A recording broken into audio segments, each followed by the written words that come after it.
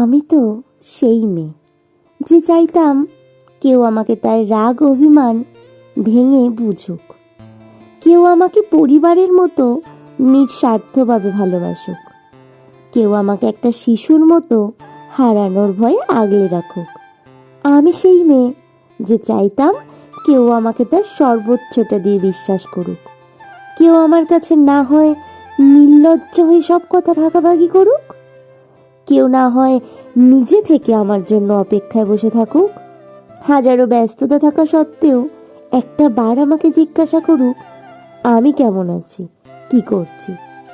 চেয়েছি তো অনেক কিছু, কিন্তু একটা সময় পর বুঝলাম সেসব পেতে গেলে একটা মেয়ের ভাগ্য লাগে, যেটা আমার নেই।